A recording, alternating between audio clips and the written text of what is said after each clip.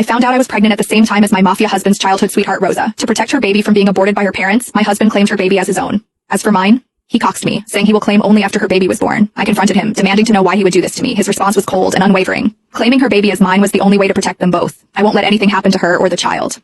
In that moment, as I looked at the man I had loved for 10 years, I realized my love for him had died.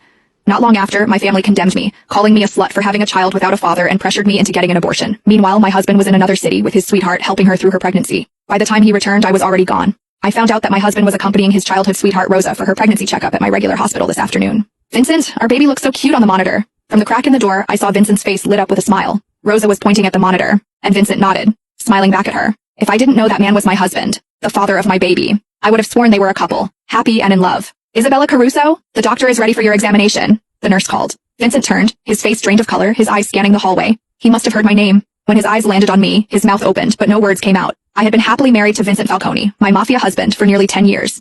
This year, I was finally pregnant with his child. He of all people should know how difficult it is for me to have the baby now. How could he do this to me? I slowly walked toward him, my heart boiling with fury, anger, and the deep sadness of realizing how much I had been lied to. Is that why you told me you couldn't come to my appointment today? I tried to keep my voice steady, but the anger surged, making it impossible to control. Without thinking, I raised my hand and slapped Vincent hard across the face. It was the first time I had ever lashed out at him like this. Yet even after I slapped him, he stood there, silent, avoiding my gaze. Your silence isn't helping, Vincent. You owe me an explanation. Vincent didn't move, but Rosa, who had been standing behind him, stepped forward, shielding him from my anger. Mrs. Falcone, Isabella, right? She said, her voice shaking. Blame it all on me. Vincent did nothing wrong. It was my mistake, Isabella. I'm the one who got pregnant. Blamed it all on you, huh? I scoffed, the bitterness in my voice clear.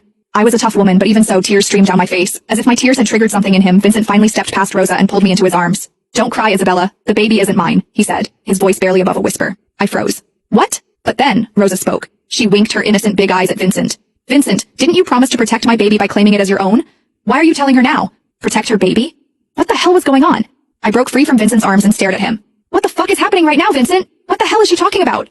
Vincent! Rosa called him too, clearly trying to stop him from saying anything more. But Vincent didn't hesitate. Isabella's my wife. She deserves to know. All right. Rosa's tear-filled eyes locked onto mine. If you really need to know, Isabella, Vincent decided to claim my baby as his, so he might not be able to claim yours. Vincent's face drained of color, but he stayed silent, offering no correction. But don't worry, Rosa continued, her tone suddenly sweet as she reached for my hand, her fingers hovering just above mine. Vincent said that even he can't claim your baby now. He'll adopt once you've given birth. Our baby will belong to the Falcone name, she added, her voice dripping with faux sincerity. I swear I saw a brief smirk twist her lips, but it was gone before I could be sure. I turned to Vincent, still silent, his head bowed as if he couldn't bear to look at me. Is this true, Vincent? My voice wavered as I forced the question out. You're going to give up on our baby to save hers? I'm sorry, Isabella, he whispered, his voice hoarse, barely audible. Tears welled up again. Is her baby so important to you that you'd abandon ours? Vincent hesitated, the pause slicing through me like a blade.